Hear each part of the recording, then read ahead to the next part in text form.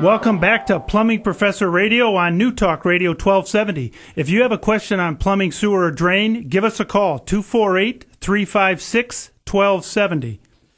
Okay, Steve, right before we get into explaining to people how to shut their water off in their house and where to find that valve, we do have a question from Susan from Dryden.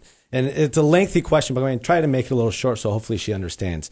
Susan's real popular in the fact that she wants to repair or replace her toilet. She wants to replace her toilets with Comfort Height toilets right now, but she doesn't want to tear up her entire floor right now while she's doing it. So what she's asking for is there some sort of a plate that she could put down on the floor currently and install the new toilet so that way she doesn't have to redo it. That's a great question. It is a great question. There isn't really a plate that goes underneath the toilet. I would say that with the new style toilets, they are going to cover the majority of the original floor, the outline of it. And when we put floors down, the floors always go underneath the toilet. So you're going to be able to put that new toilet on and not even notice you changed it.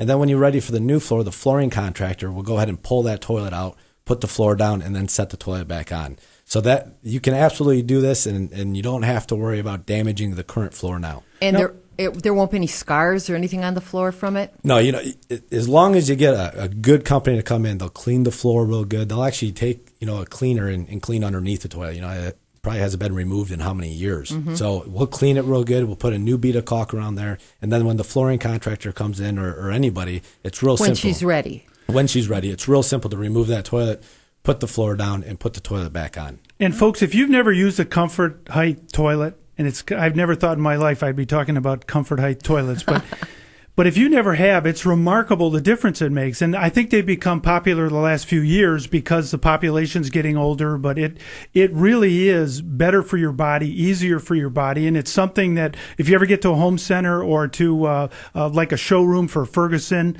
or Kohler, anywhere that you can sit on one and experience it. It is something special. Now, when you're replacing that toilet, let's say something does go wrong and water's pouring all over the place and you need to know what to do. Well, we're going to tell you what to do right now. You're going to look for that water meter. Typically, it's located in the front of every home or front of a building. And you can look outside and find fire hydrants. Wherever the fire hydrants are, that's going to be a good sign that the water main for the city that comes into your home is located in that area. So you can walk down into your basement, or if you're on a crawl space or a slab, probably in a mechanic room somewhere located in the front of the house or in the center of the house. You're going to see a water meter there. And there's going to be a little red dial that spins and spins and spins. When you turn the water on and turn it off, it's going to stop. Yeah, you don't want to look at that dial. Yeah, you don't want to look. It spins fast. Yeah. But there is a valve before that meter, and there is a valve after that meter. Now, there might be, there's pretty much two types of valves. You have a gate valve, which is a little wheel that you turn righty-tighty, lefty-loosey. And then you have a ball valve, which I recommend everyone put on their house. It's a ball valve. It's a quarter turn. It's a lever. So if you have arthritis or a younger person that might not be strong, it's real easy to turn it off. This talk about valves. Don't you mean it's just like an outdoor faucet? Yes. Isn't that what it looks like? That's exactly what it looks like. Okay, why don't you say outdoor faucet? Outdoor faucet. Yeah, probably a lot of people can relate to that, and you're right, Wendy. Now, the trick is you're going to want to exercise these valves, because if you have an emergency and you go to shut that off, more than likely it's going to be pretty hard. Okay, does exercise mean turn on and turn off? It means run around the house 5 times. No, exercise means, the fall and spring. We try to tell everybody, do preventative stuff in fall and spring, because that's when you're shutting off your water to your outside. That's when you're doing your spring cleaning. You're going around. You should check your sump pumps. There's a number of things. Most people have checklists. Well, put this on your checklist. Go to each fixture and go to your house main shutoff and turn it all the way off. Turn it off. Open up a faucet, and you shouldn't see any water. Okay. Okay? Now, if that's the case, it's working perfect, and you know what to do at that time. Now, guys, we have to emphasize something here. The whole house shutoff is unbelievably important to your home. If you had a fire in your house, you'd send your kids or you'd go grab a fire extinguisher. If there's a water problem in your home, the first place you should go is to that whole house shutoff, which is what it's called. We've kind of missed telling you that.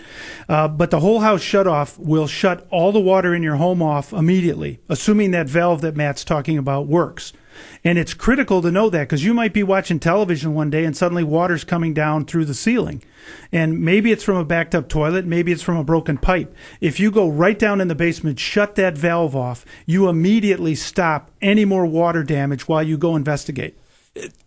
Again, 80% of damages. 1 in 3 homes are going to experience water damage sometime throughout the life of that home. So the three of us, one of us is going to have water damage? One of us is going to have water damage. Better not be and you. It's going to be, master plumber. there's multiple things with water. I mean, you can have mold problems after you have a water leak.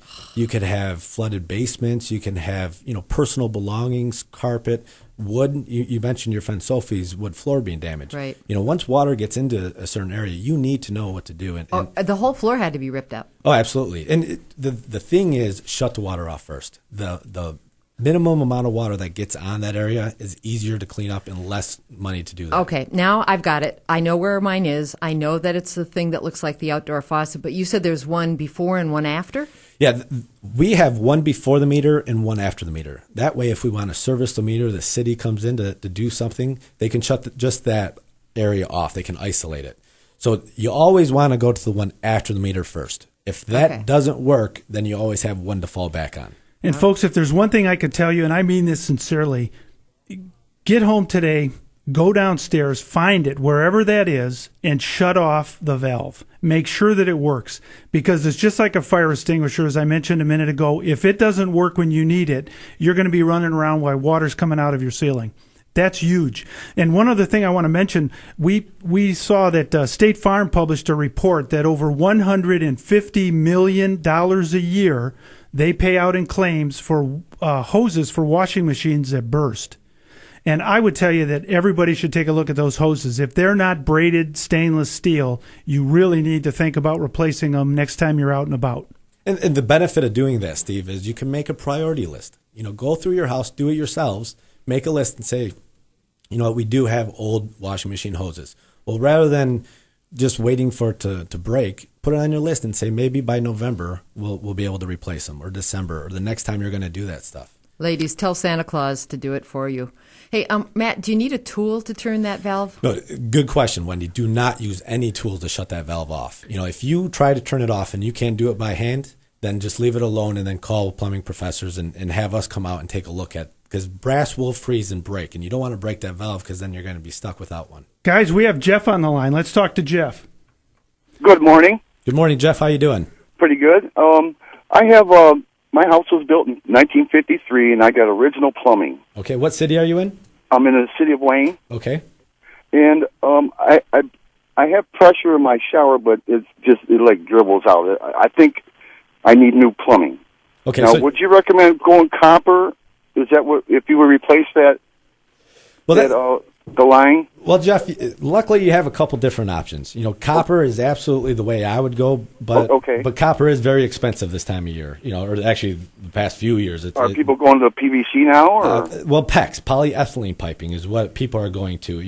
I wouldn't recommend CPVC. You have glue fittings. I would recommend a PEX. Okay. But get options. Get a price for copper and get a price for PEX, and you're going to see a price difference. There's no doubt about it. Do you guys do that? Absolutely, we do that. Come out and give me an estimate on that? Yep. Did you give your information to the call screener? No, not yet. Okay, what we'll do, go ahead and wait on the line. We'll put you on hold, and then you can give your information to Scott, and he'll take all that down. But this is what you're going to want to look for, Jeff. You're going to want to look for how many bathrooms are in your home, how big or how long your house is. Is it a stacked house? Is it a ranch, colonial? And then have us give you different options as far as different materials. And we're going to be able to do faucets at the same time. There's going to be multiple things we can do. Jeff, thanks so much for calling. If folks, you have questions, plumbing, sewer, drain, call us, 248-356-1270. Now, what's great about doing a repipe in Jeff's circumstances, he's going to be able to get all new ball valves. And you heard us explain the whole house shutoff. Well, when you have a repipe, we don't put gate valves anymore. So there's no more turning or having to use your hands really to turn something off. There's other things out there like ball valves. More like a paddle, right? More like a paddle. Okay. Exactly. It's like a lever. Yeah, a lever. Okay. Like a door handle, rather than the small much easier doorknobs. Hey, thanks, Jeff. Guys, 248-356-1270. You're talking to the plumbing professors on Plumbing Professor Radio on New Talk Radio 1270. We have had some other good questions come in from the internet site. You can go to our website at plumbingprofessors.com and hit the Ask a Question button. And you can do that today or anytime, and we'll answer your question. One of them came in from This is from Corey. We have pipes in our backyard that keep getting clogged with tree roots. Other than snaking every few months, what can we do? Well, there's multiple options, and the first thing is to know what really is causing it to back up. Put a camera down there. Before you have heart surgery or anything like that, I'm not saying we're doctors, but you're going to have it scoped, right? I mean, you want to know what the problem is first, and it seems like Corey knows that he's got tree roots in his basement. But when we come back from the break, we'll let you know what different options are. We have sewer cables, we have snaking, hydro pressure jetting. But it all starts with the camera. It all starts with the camera.